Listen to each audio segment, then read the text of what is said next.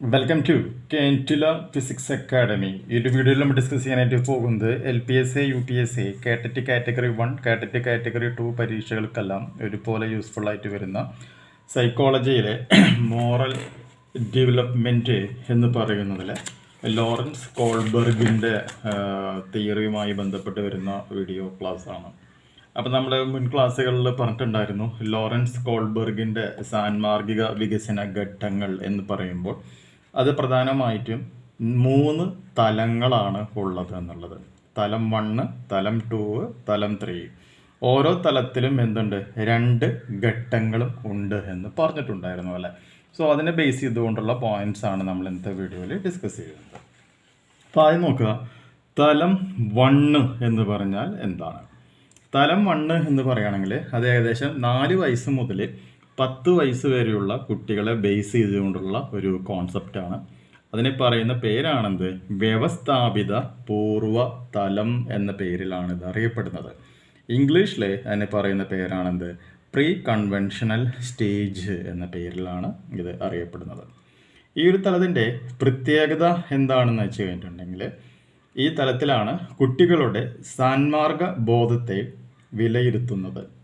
മനസ്സിലായില്ലേ? അതായത് ഈ തലത്തിലാണ് കുട്ടികളുടെ സന്മാർഗ ബോധത്തെ വിലയിരുത്തുന്നത്.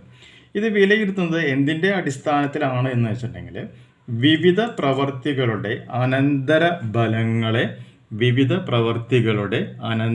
ബലങ്ങളെ ആസ്പദമാക്കിയാണ്. അതായത് ഒരു കുട്ടി ചെയ്യുന്ന പലതരത്തിലുള്ള പ്രവൃത്തികൾ ഉണ്ടായിരിക്കും. ആ പ്രവൃത്തികൾ മൂലമുണ്ടാകുന്ന റിസൾട്ട്സ് അല്ലെങ്കിൽ അതിൻ്റെ അനന്തരബലങ്ങൾ, ഈ അനന്തരബലങ്ങളെ ആസ്പദമാക്കിയാണ് ഈ വ്യവസ്ഥാപിത പൂർവ്വതലം എന്ന് പറയുന്ന ഘട്ടത്തിൽ ഒരു കുട്ടിയുടെ സന്മാർഗ ബോധത്തെ വിലയിരുത്തുന്നത്. ഇതാണ് ഇതിൻ്റെ ഒരു കോൺസെപ്റ്റ് എന്ന് പറയുന്നത്. ഈ തലം 1 എന്ന് പറയുന്നതിൽ 2 ഘട്ടങ്ങളാണുള്ളത്. ഘട്ടം 1 ഉണ്ട്, അതുപോലെ തന്നെ ഘട്ടം 2 ഉണ്ട്. അപ്പോൾ ഘട്ടം 1 എന്ന് പറഞ്ഞാൽ എന്താണെന്നുള്ളത് നോക്കാം. ഘട്ടം 1 എന്ന് പറഞ്ഞാൽ ശിക്ഷയിൽ നിന്നും രക്ഷപ്പെടാൻ ഉദ്ദേശിച്ചിട്ടുള്ള ഒരു അനുസരണ ഘട്ടമാണ് എന്ന് പറയാം. എന്ന് പറയുകയാണെങ്കിൽ എങ്ങനെ ഞാൻ ഈ ശിക്ഷ ഒഴിവാക്കും എന്നുള്ളതാണ് ഈ ഒരു കാലഘട്ടത്തിൽ ഒരു കുട്ടി ആലോചിക്കുന്നത്. അതുകൊണ്ട് തന്നെ ഈ ഘട്ടത്തിൽ 2 പ്രധാന പോയിന്റുകളുണ്ട്. ഒന്നാമത്തെ പോയിന്റ് എന്ന് പറയുന്നത്, ഈ ഘട്ടത്തെ അനുസരണയുടെയും ദണ്ഡനത്തിൻ്റെയും സ്ഥാനീകരണം എന്നാണ് നമ്മൾ വിശേഷിപ്പിക്കുന്നത്. കൂടാതെ തുടക്കത്തിൽ ശിക്ഷയെക്കുറിച്ചുള്ള ഭയമാണ് കുട്ടിയുടെ സാൻമാർഗ ബോധത്തെ നിയന്ത്രിക്കുന്നത്. കൂടാതെ ശിക്ഷ ഒഴിവാക്കാൻ വേണ്ടി കുട്ടി മുതിർന്നവരെ എന്ത് ചെയ്യും, അനുസരിക്കുകയും ചെയ്യും. ഇതാണ് ഘട്ടം 1 എന്നുള്ളത് കൊണ്ട് ഉദ്ദേശിക്കുന്നത്. ഇനി ഇതിൽ വരുന്ന രണ്ടാമതാണെന്ത്, ഘട്ടം 2 എന്ന് പറയുന്നത്. ഘട്ടം 2 എന്ന് പറഞ്ഞാൽ ആവശ്യങ്ങൾ തൃപ്തിപ്പെടുത്താനുള്ള ആയോജന ഘട്ടം. അതായത് എന്ത് നേട്ടമാണ് എനിക്ക് ഇതുമൂലം ഉണ്ടാകുന്നത് എന്നുള്ളതാണ് ഈ ഘട്ടം 2 കൊണ്ട് ഉദ്ദേശിക്കുന്നത്. അതായത് ഈ ഘട്ടത്തെ സ്വാർത്ഥ സ്ഥാനീകരണം ഘട്ടം എന്ന് നമ്മൾ വിശേഷിപ്പിക്കാറുണ്ട്. ഒന്നാമത്തെ പോയിന്റ്. രണ്ടാമത്തെ പോയിന്റ് എന്ന് പറയുകയാണെങ്കിൽ, കുട്ടികൾ സാൻമാർഗിക ബോധത്തെ വിലയിരുത്തുന്നത് സ്വന്തം താല്പര്യത്തെയും മറ്റുള്ളവർക്ക് തനിക്ക് വേണ്ടി എന്തു ചെയ്യാനാകും എന്നതിനെയും അടിസ്ഥാനപ്പെടുത്തിയിട്ടാണ്. കൂടാതെ ഇതിൽ മൂന്നാമത്തെ പോയിന്റ് എന്ന് പറയുന്നത്, മുതിർന്നവരുടെ നിർദ്ദേശങ്ങളെ അവർ അനുസരിക്കുന്നത് തങ്ങളുടെ ആവശ്യങ്ങൾ തൃപ്തിപ്പെടുത്താൻ അത് സഹായകമാകും എന്നുള്ളത് കൊണ്ടാണ്. ഇതാണ് ഈ ഘട്ടം 2 എന്നുള്ളത് കൊണ്ട് നമ്മൾ ഉദ്ദേശിക്കുന്നത്. ഓക്കെ, അപ്പോൾ ഈ ഘട്ടം 1ഉം ഘട്ടം 2ഉം തലം 1ലാണ് നമ്മൾ ഉൾപ്പെടുത്തിയിട്ടുള്ളത്. ഇനി ഇതിൽ വരുന്നതാണെന്ത്, രണ്ടാമത്തെ തലം എന്ന് പറയുന്നത്. രണ്ടാമത്തെ തലത്തിനെ പറയുന്ന പേരാണെന്ത്, വ്യവസ്ഥാപിത തലം അല്ലെങ്കിൽ കൺവെൻഷണൽ സ്റ്റേജ്. ഇതിൻ്റെ ഒരു കാലഘട്ടം എന്ന് പറയുന്നത് 10 മുതൽ 13 വയസ്സ് വരെയാണ്. 10 മുതൽ 13 വയസ്സ് വരെയാണുള്ളത്. അതായത് ഈ ഒരു തലത്തിൽ കുട്ടിയുടെ സാൻമാർഗ ബോധത്തെ വിലയിരുത്തുന്നത് നിലവിലുള്ള സംഘമാന ദണ്ഡങ്ങളെയും സാമൂഹിക നിയമങ്ങളെയും ആസ്പദമാക്കിയിട്ടുള്ളതാണ്. അതാണ് ഇതിൻ്റെ ഏറ്റവും ഇമ്പോർട്ടൻ്റ് ആയിട്ടുള്ള പോയിന്റ്. ഈ തലം 2നെ നമുക്ക് 2 ഘട്ടങ്ങളായി തിരിക്കാം. ഘട്ടം 3ഉം അതുപോലെ തന്നെ ഘട്ടം 4. ഇപ്പം ഘട്ടം 3ൽ പ്രധാനമായിട്ടും നമുക്ക് 2 പോയിന്റാണുള്ളത്. അതിനു മുമ്പ് ഘട്ടം 3 എന്ന് പറഞ്ഞിട്ടുണ്ടെങ്കിൽ സംഘമാനദണ്ഡങ്ങളോട് ആയോജനം പുലർത്തുന്ന ഘട്ടം.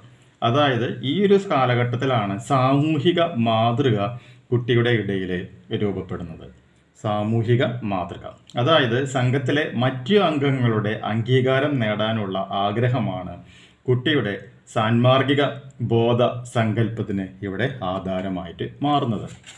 കൂടാതെ ഈ തലത്തിലൂടെ വ്യക്തികൾക്കിടയിലുള്ള യോജിപ്പും സാദൃശ്യവും ഇവിടെ നമുക്ക് പ്രകടമാകും. ഓക്കെ, ഇനി ഘട്ടം 3 കഴിഞ്ഞാൽ പിന്നെയുള്ളത് ഏതാണെന്ന് ഘട്ടം 4. ഘട്ടം 4 എന്ന് പറയുകയാണെങ്കിൽ സാമൂഹിക നിയമങ്ങളോട് ആയോജനം പുലർത്തുന്ന ഘട്ടമാണ്. അതായത് നിയമവും ക്രമസമാധാനവും അനുഷ്ഠിക്കുന്ന ഒരു കാലഘട്ടം. അപ്പോൾ ഇവിടെ പറഞ്ഞ പ്രധാനപ്പെട്ട 3 പോയിന്റുകൾ എന്തൊക്കെയാണെന്നുണ്ടെങ്കിൽ, സമൂഹത്തിൽ നിന്നുള്ള കുറ്റപ്പെടുത്തലുകൾ ഒഴിവാക്കുന്നതിനായി കുട്ടി സാമൂഹിക നിയമങ്ങൾ ഇവിടെ എന്ത് ചെയ്യുന്നു, അനുസരിക്കുകയാണ്. കൂടാതെ ഈ ഘട്ടത്തിൽ കുട്ടികൾ സാമൂഹിക നിയമങ്ങളെ ആധാരമാക്കിയാണ് കാര്യങ്ങളുടെ ശരിയും തെറ്റും നിർണ്ണയിക്കുന്നത്. നെക്സ്റ്റ് പോയിന്റ് എന്ന് പറയുന്നത്, ഈ ഘട്ടത്തിലെ അധികാര സാമൂഹിക ചിട്ടയും അവ പുലർത്തുന്ന സ്ഥാനീകരണവും ഇവിടെ പ്രകടമാകും എന്നുള്ള പോയിന്റും ഓർത്തിരിക്കണം. ദെൻ നെക്സ്റ്റ് ആണ് തലം 3 എന്ന് പറയുന്നത്. അതായത് വ്യവസ്ഥാപിതാനന്തര തലം അല്ലെങ്കിൽ പോസ്റ്റ് കൺവെൻഷണൽ സ്റ്റേജ് 13 വയസ്സിന് ശേഷം ഉണ്ടാകുന്ന ഒരു പോയിന്റാണ്. ഇവിടെയാണ് ഈ തലത്തിൽ കുട്ടി സ്വയം തീരുമാനിക്കുന്ന സാൻമാർഗിക സിദ്ധാന്തങ്ങളെ ആധാരമാക്കിയാണ് സന്മാർഗ ബോധത്തെ വിലയിരുത്തുന്നത് എന്നുള്ള പോയിന്റ് ഓർത്തിരിക്കുക.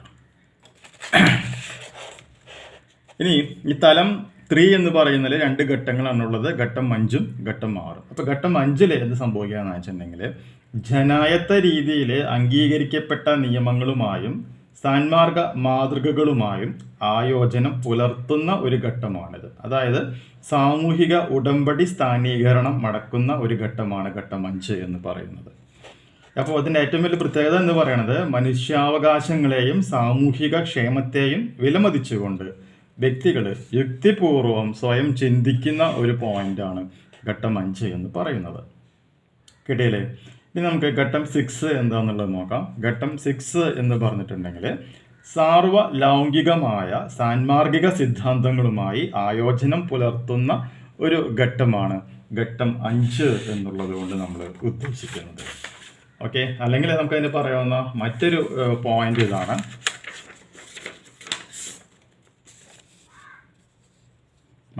ഇതാണ്. സാർവജനികമായ സദാചാര ആദർശം അല്ലെങ്കിൽ തത്വദീക്ഷയുള്ള മനസാക്ഷി എന്നും നമുക്കിവിടെ അതിനെ പറയുവാനായിട്ട് സാധിക്കും. ഇതിൽ പ്രധാനമായിട്ടും 2 പോയിന്റാണുള്ളത്. അതായത് ഈ ഘട്ടത്തിൽ വ്യക്തികൾ സാൻമാർഗിക ബോധത്തെ വിലയിരുത്തുന്നത് സ്വയം തിരഞ്ഞെടുത്ത സാൻമാർഗിക സിദ്ധാന്തങ്ങളുടെ അടിസ്ഥാനത്തിലാണ്. കൂടാതെ ഈ വിലയിരുത്തൽ സ്വന്തം മനസ്സാക്ഷിക്കും സാർവലൗകിക സമത്വത്തിലുമുള്ള വിശ്വാസത്തിലും അധിഷ്ഠിതമായിരിക്കും എന്നുള്ളൊരു പോയിന്റ് കൂടി ഓർത്തിരിക്കുക. കൺക്ലൂഷനായിട്ട് പറയുകയാണെങ്കിൽ, കോൾബർഗിൻ്റെ ഈ 6 ഘട്ടങ്ങളിൽ ഓരോ ഘട്ടത്തിൽ നിന്നും കിട്ടുന്ന അറിവ് അടുത്ത ഘട്ടത്തിലേക്ക് ഉപയോഗപ്പെടുത്തുന്നുണ്ട്. കൂടാതെ കുട്ടികളുടെ സദാചാര വികസനത്തിന് അധ്യാപകർ സഹായിക്കേണ്ടത് അത്യാവശ്യമാണ്. അതിനായി കുട്ടികളുടെ വ്യക്തിത്വം പരിപോഷിക്കണം. 3ാമത്തെ പോയിന്റ്, കുട്ടികൾക്ക് മഹാന്മാരുടെ, അതായത് ചരിത്രപരമായതും ജീവിച്ചിരിക്കുന്നതും ജീവിതകഥകൾ പറഞ്ഞു കൊടുക്കുകയും ചെയ്യണം. ഈ വഴി കുട്ടികൾക്ക് സദാചാര ബോധത്തിൻ്റെയും സാമൂഹിക സേവനത്തിൻ്റെയും മൂല്യങ്ങൾ മനസ്സിലാക്കുവാനായിട്ട് സാധിക്കും എന്നുള്ള പോയിന്റും കൂടി മനസ്സിലാക്കിയിരിക്കുക. അപ്പോൾ ഈ പറഞ്ഞ എല്ലാ പോയിന്റുകളും പ്രീവിയസ് ഇയറിലെ കേട്ടറ്റ് UPSC LPSCയിൽ വന്നിട്ടുള്ള സെൻറ്റൻസുകളാണ്. അതുകൊണ്ട് തന്നെ ആ സെൻറ്റൻസുകൾ അതേ രീതിയിൽ തന്നെ പഠിച്ചു വയ്ക്കുകയാണ് എന്നുണ്ടെങ്കിൽ പെട്ടെന്ന് നമുക്ക് ഉത്തരത്തിലേക്ക് എത്തുവാനായിട്ട് സാധിക്കും. പഠിച്ചിരിക്കുക. അടുത്ത വീഡിയോയിൽ പിയാഷെയുടെ സന്മാർഗിക വികസന ഘട്ടങ്ങൾ എന്തൊക്കെയാണ്, അതിൻ്റെ പ്രത്യേകതകൾ എന്തൊക്കെയാണ് എന്നുള്ളത് ഡിസ്കസ് ചെയ്യാം. പുതിയൊരു വീഡിയോ ആയിട്ട് വീണ്ടും കാണാം. ബൈ.